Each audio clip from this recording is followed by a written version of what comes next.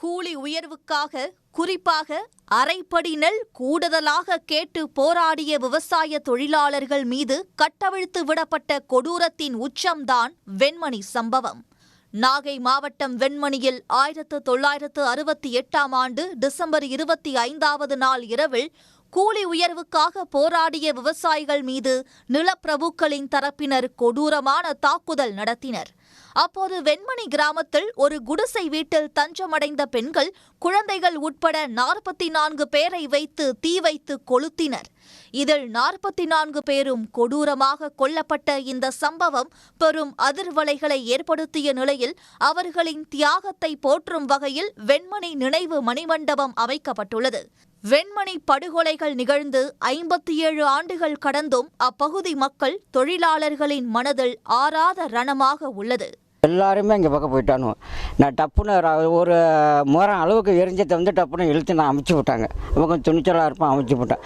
அதுக்கு முற்பாடு இந்த 40 வீடையும் கொளுத்தி விட்டுட்டு அப்படியே போயிட்டானுவோம். அதுக்கு முற்பாடு தான் ஒரு அரை மணி நேரம் சத்தம் கட்டிச்சு, அப்புறம் எல்லாம் அடங்கிட்டு. ஆனால் கண்ணால் இது பார்த்த சம்பவம் நாங்கள்.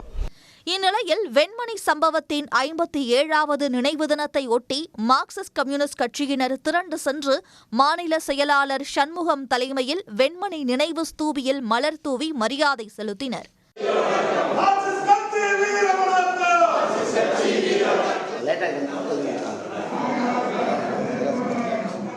20 ஆண்டு காலமாக இது நாடு முழுவதும் நடைமுறையில் இருந்து விவசாய தொழிலாளிகளுக்கு வறுமையிலிருந்து விடுபடுவதற்கும் புலம்பெயர்தலை தடுப்பதற்கும் குறிப்பாக பெண்கள், கிராமப்புற பெண்களுக்கு அதிகமான வேலைவாய்ப்பை வழங்கக்கூடிய ஒரு திட்டமாக இந்த திட்டம் என்பது நடைமுறையிலே இருந்தது.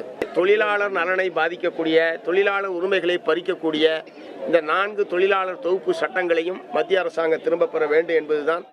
அந்த கிராமத்தை சேர்ந்த மக்கள் கண்ணீருடன் அஞ்சலி செலுத்தினர். மேலும் சுற்றியுள்ள பகுதியை சேர்ந்த மக்களும் ஏராளமானோர் தங்கள் குடும்பத்தினருடன் சென்று வெண்மணி தியாகிகள் நினைவிடத்தில் அஞ்சலி செலுத்தினர். இங்க இந்த வெண்மணியில 44 பேர் இறந்து போயிருப்பாங்க. எதுக்குன்னா ஒரு படி நெல் கூட கேட்டதுக்காக எங்க எல்லாரும் இங்க உள்ள 44 தொழிலாளர்களை இங்க குடிசையோட போட்டு எரிச்சிருப்பாங்க. அதை கண்டு எங்களுக்கு ரொம்ப துக்கமா இருந்துச்சு. அதை நாங்கள் வருஷம் இங்க பார்த்து துக்கம் இது பண்ணிட்டு போவோம். இதேபோல் பல்வேறு அரசியல் கட்சியினர், தொழிலாளர், விவசாய சங்கங்கள், சமூக அமைப்புகள், கல்லூரி மாணவ மாணவிகள் அமைப்புகள் திரண்டு வந்து அஞ்சலி செலுத்தி வருகின்றனர். இதையொட்டி அங்கு பலத்த பாதுகாப்பு ஏற்படுத்தப்பட்டுள்ளது.